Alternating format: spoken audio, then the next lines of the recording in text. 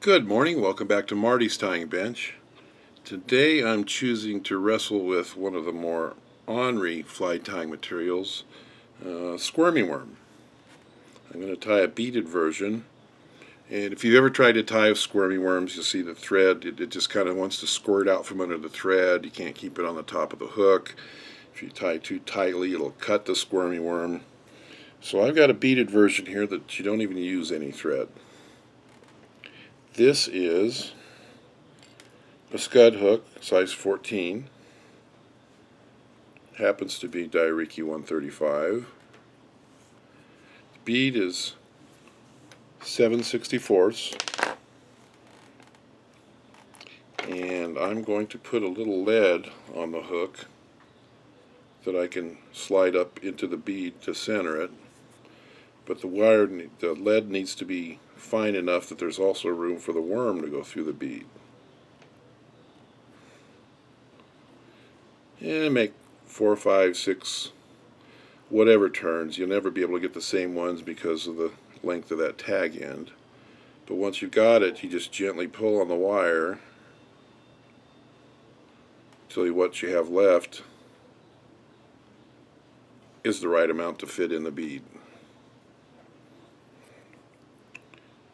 A pair of fingernail clippers will let you cut the front side of that smoothly. Before I push that lead up into the bead, I need to string the worm through the bead. So I've got a regular old Wapsie bobbin threader, or Griffith bobbin threader.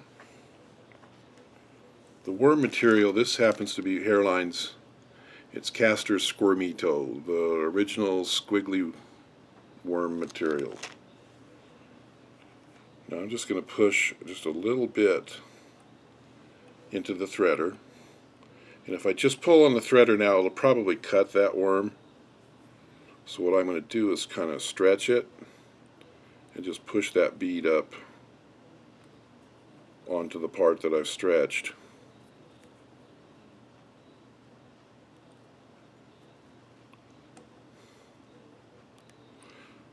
And it'll go through. So there you go.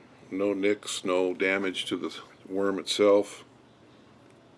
If I stretch this, I can run it back and forth until I've got it kind of the length I want in front. And now's a good time to cut the back half. Now, to get that lead up into the bead, we're going to lift these two things and stretch them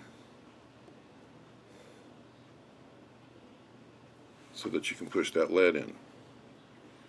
Now this thing is still rolling around on the hook, and conceivably you could tie a thread dam in front, you could tie a thread dam behind it to hold it in place, but it would still want to spin on the hook. So I'm going to use some super glue. This is Zap-a-Gap, and I've found that the medium is the easiest to work with, and it's pretty solid. But just be careful because you don't need very much. It's just barely wet. Now I'm going to hold those up and get my fingernail down up against the lead, and in one move push that thing all the way up to the eye of the hook.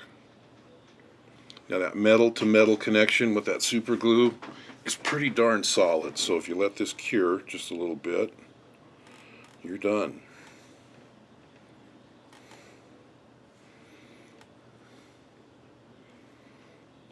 Fairly straight, not a lot of crinks in it like you get if you tie with thread. And if you haven't fished squirmy worms, you're kind of missing out. These things are nervous in the water and they work very, very well.